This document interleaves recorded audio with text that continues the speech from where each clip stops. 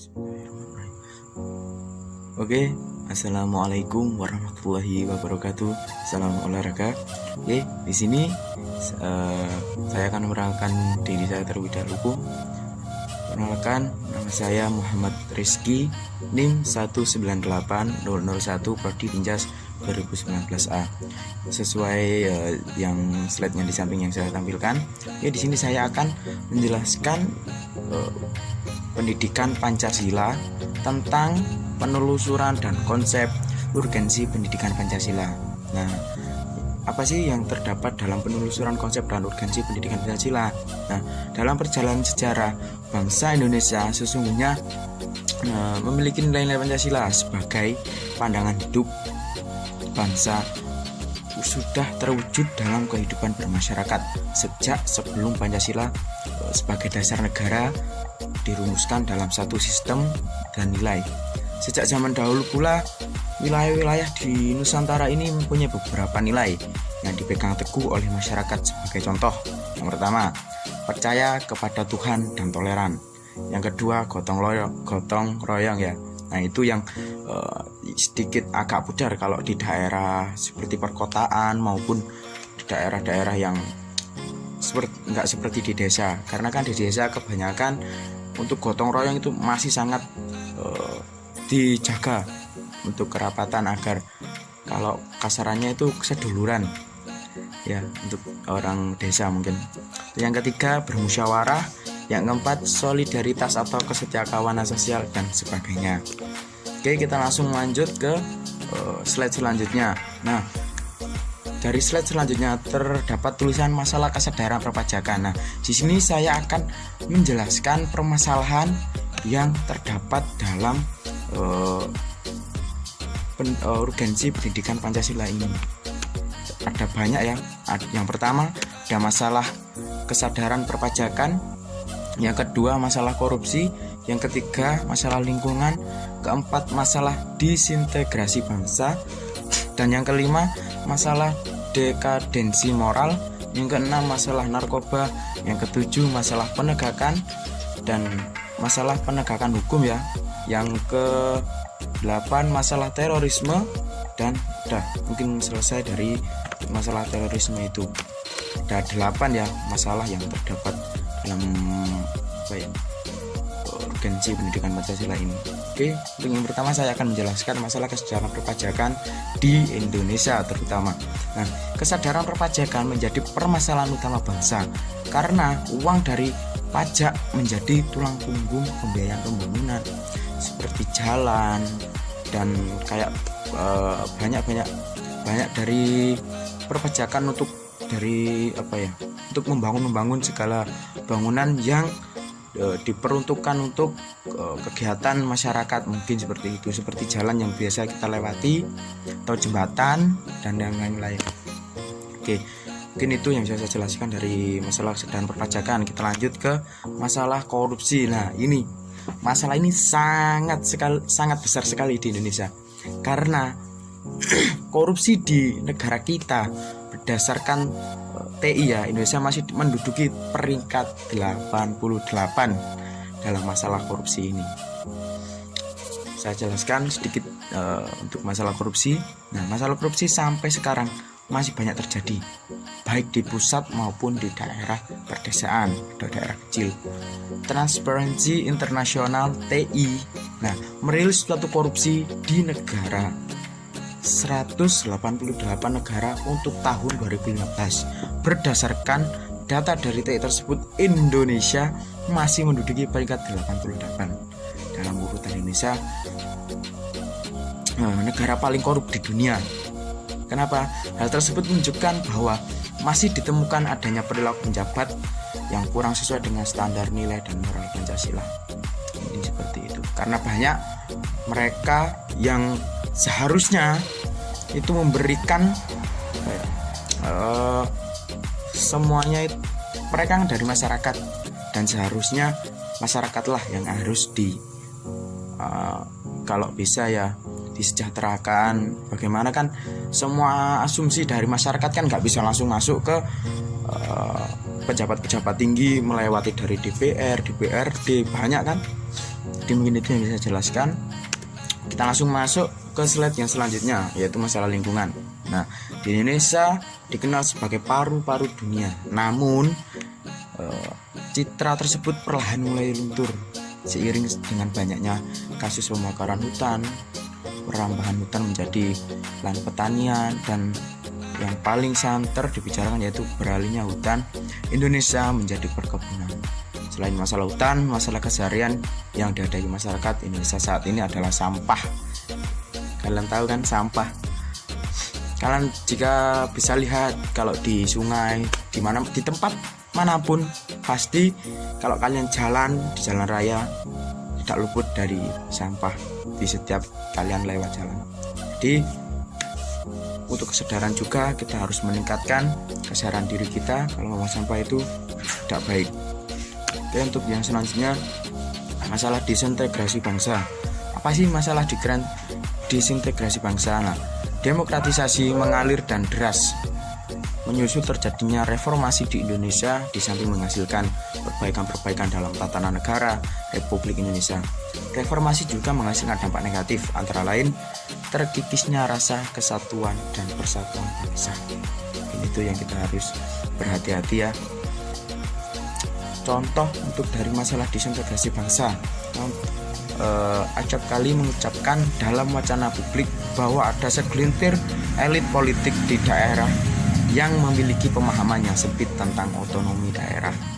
Mungkin itu ya yang membuat terkikisnya rasa kesatuan dan persatuan bangsa. Oke, lanjut. Masalah dekadensi moral. Nah, apa sih masalah ini? Nah, masalah ini adalah fenomena materialisme, pragmatisme, dan hedonisme yang makin menggenjala dalam kehidupan bermasyarakat. Pemahaman tersebut mengikis moralitas dan akhlak masyarakat, khususnya generasi muda. Fenomena dekadensi moral tersebut terekspresikan dan tersosialisasikan lewat tayangan berbagai media sosial.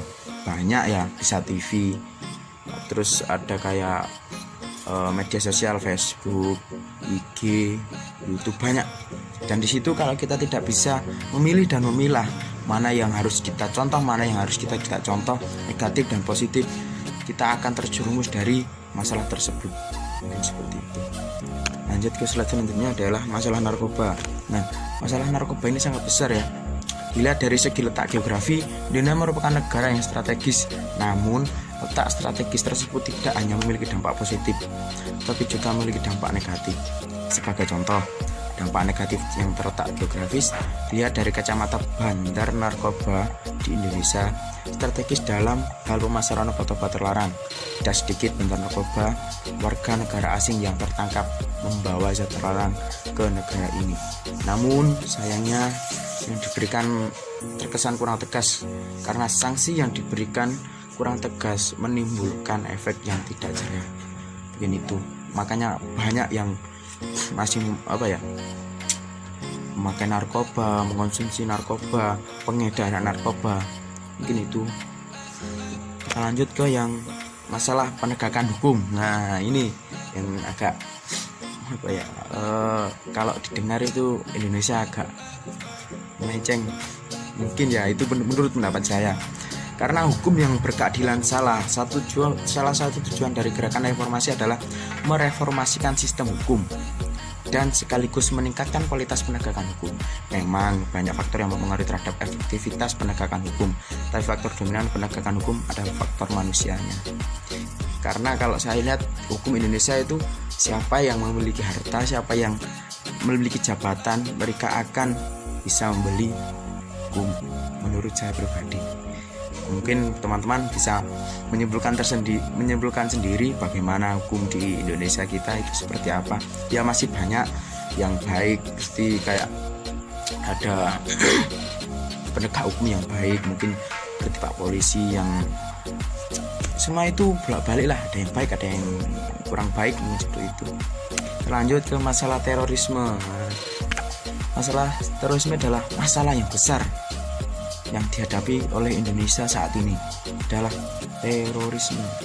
Asal mula dari kelompok terorisme itu sendiri tidak begitu jelas, namun Indonesia terdapat beberapa kelompok teroris yang sudah ditangkap dan dipenjarakan berdasarkan hukum berlaku. Para teroris tersebut melakukan kekerasan kepada orang lain dengan melawan hukum dan mengataskan nama agama. Itu yang menurut saya agak gimana ya, kenapa harus membawa itu loh, membawa nama agama tapi mereka berbuat kasar kepada orang lain. Dan dalam agama teman-teman paling juga sudah tahu ya, untuk di dalam agama kita tersendiri, agama saya agama Islam, tidak memperkenankan untuk menyakiti orang lain. Oke, mungkin itu saja yang bisa saya jelaskan dari permasalahan yang ada di Indonesia ya, yang terdapat di urgensi pendidikan Pancasila. Mungkin sekian dari saya. Untuk yang selanjutnya akan dijelaskan oleh teman saya, yaitu Muhammad Faisal ya, nanti akan dijelaskan. Oke, sekian, tunggu teman saya akan dijelaskan. Assalamualaikum warahmatullahi wabarakatuh. Assalamualaikum warahmatullahi wabarakatuh. Nama saya Faisal Kusmanegara, NIM 198034, kelas Penjas 2019A. Saya di sini akan menjelaskan tentang mata kuliah pendidikan Pancasila. Yang selanjutnya adalah menanyakan alasan diperlukan pendidikan Pancasila. Norma sosial yang hidup di masyarakat menunjukkan pentingnya penanaman nilai-nilai ideologi melalui pendidikan Pancasila. Dalam kehidupan politik, para elit politik atau eksekutif dan legislatif mulai meninggalkan dan mengabaikan budaya politik yang santun, kurang menghormati faksion politik dan kering dari jiwa kenegarawan. Bahkan banyak politikus yang terjerat masalah korupsi yang sangat merugikan keuangan negara. Selain itu, penyalahgunaan narkoba yang melibatkan generasi dari beberapa lapisan menggerus nilai-nilai moral anak bangsa. Korupsi sangat merugikan keuangan negara yang dananya berasal dari pihak masyarakat. Dengan demikian, pendidikan Pancasila diharapkan dapat memperkokoh modalitas akademik mahasiswa dalam berperan serta membangun pemahaman masyarakat. 1. Untuk memperkokoh jiwa kebangsaan mahasiswa sehingga menjadi dorongan pokok dan bintang penunjuk jalan. Yang kedua, guna menangkal dan memfilter budaya asing yang masuk ke Indonesia lewat iptek. Ketiga, supaya masyarakat Indonesia tidak tercerabut dari akar budaya aslinya sebagai identitas dan yang membedakan dengan budaya bangsa lainnya. Yang keempat, mengembalikan lagi ketaatan masyarakat terhadap norma sosial yang hidup di dalam masyarakat. 5. Supaya elit politik baik eksekutif, legislatif maupun yudikatif supaya menjunjung politik yang santun, menghindari perbuatan korupsi yang dapat merugikan keuangan negara. Yang keenam, membangun pemahaman masyarakat dalam hal kesadaran gaya hidup sederhana dan cinta produk dalam negeri, kesadaran pentingnya langsung hidup generasi mendatang, kesadaran pentingnya semangat kesatuan dan persatuan, kesadaran pentingnya norma-norma dalam pergaulan, selanjutnya kesadaran kesehatan mental bangsa, dan yang terakhir kesadaran tentang pentingnya penegakan hukum. Selanjutnya menggali sumber histori Pancasila. Dilihat dari segi sejarahnya, Pancasila tidak muncul begitu saja pada tahun 1945, tetapi telah melalui proses yang panjang yang dimatangkan oleh sejarawan perjuangan bangsa kita sendiri dengan melihat pengalaman negara lain yang diilhami oleh gagasan-gagasan besar di dunia, sambil tetap mengakar pada kepribadian kita sendiri dan gagasan besar orang lain. Menggali sumber sosiologis.